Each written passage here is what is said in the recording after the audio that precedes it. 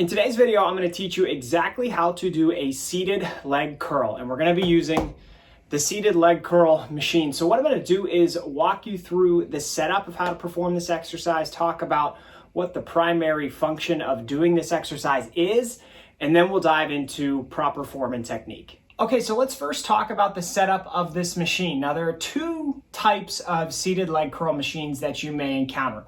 One of them would be a plate-loaded machine, which is what I have here. And what that means is you load actual weight plates onto the machine, and that is the weight that you use your legs to lift.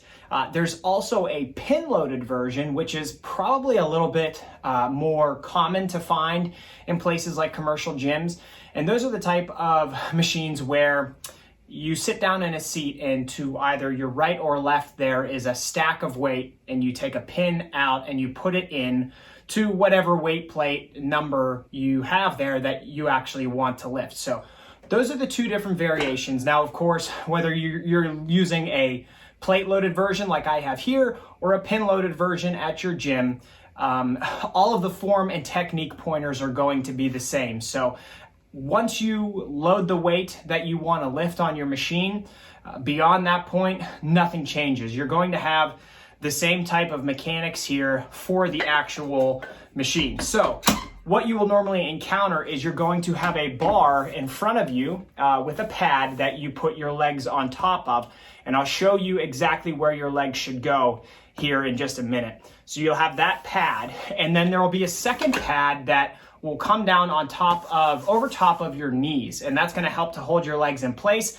and really help you to just isolate your hamstrings, because that is the point of this exercise. The point of a seated leg curl is to work on your hamstrings primarily. You're going to use your hamstrings to curl the weight down and then lengthen it back up.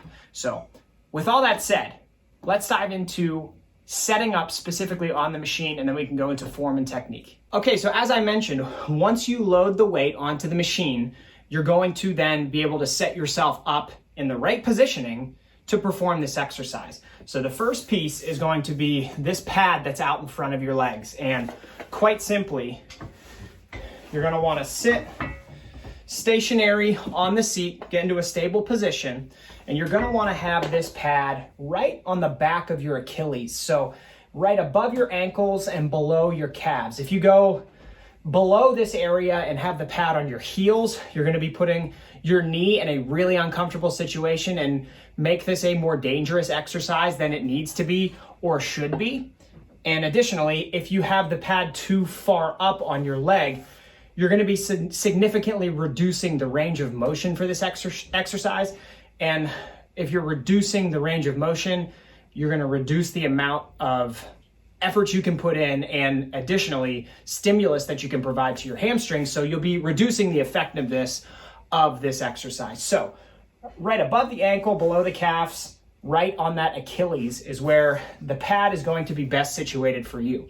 Now, another thing to think about when you're setting up here is where your knees are in relation to the joint of this exercise. And by the joint, I mean when you do this exercise, there's going to be something rotating either on your left side or your right side, and there's going to be a pivot point there. And what you really want to do is try and have your knees in line with the pivot point, because that's going to provide you with the most comfortable range of motion. It's also going to reduce any potential risk for injury. If your knees are way out in front of it or way behind where this pivot point is right here, you're just going to potentially make it more dangerous. You're going to put potentially more shear force on your knee joint and on your ligaments, and that's a bad thing. We don't want that. So pad on the Achilles, knees at the pivot point, and then third, there's going to be a pad over top of your legs. So mine comes out. For most of these machines, it doesn't actually come out, but again, the principle is the same. You're going to have some type of adjustment here where you can lower and raise this pad for the top of your legs, okay? So when you're in position correctly, with the pad in the right spot, with the pivot point in the right spot, this pad on top of your legs should be able to come down just above your knees. So kind of at the bottom of your quads, the top of your knees, and it doesn't have to be so jammed in that your legs are hyper extended out straight or anything like that. really what this is gonna do is prevent your legs from coming up. And once again, we mentioned it a few times, that's just gonna help you do this exercise safely and put your knees in a safe position. So we have the pad in place, knees are in the right spot, the bottom pad is on the right spot. The last thing I like to think about before I start actually performing this exercise is stabilizing my upper body and really holding my body in place so that from my knee down, that's really all that's moving, because for this exercise, that's all that needs to be moving.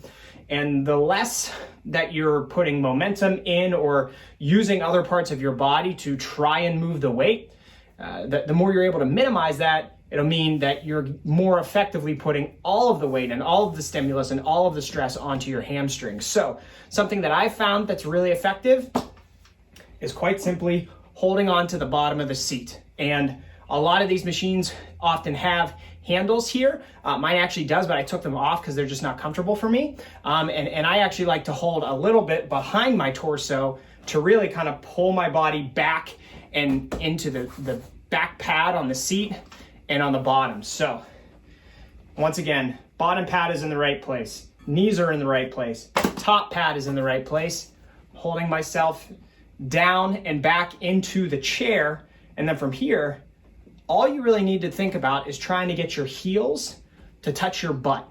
And I know that may seem weird, but that mental cue really helps engage and initiate the exercise with your hamstrings and have that be the sole mover for this entire exercise. So thinking about that, curling the weight up, feeling your hamstrings squeeze, and then lowering the weight back down or bringing the pad back up.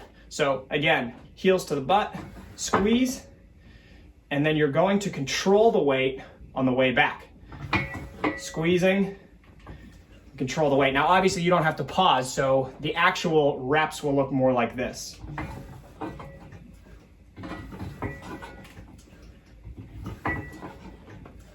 Ideally, you're getting a good contraction when you pull your heels back, and then you're feeling the hamstrings slightly stretch and lengthen on the way back up. I hope you found this video helpful. If you have any questions at all, please drop them in the comments. Happy training.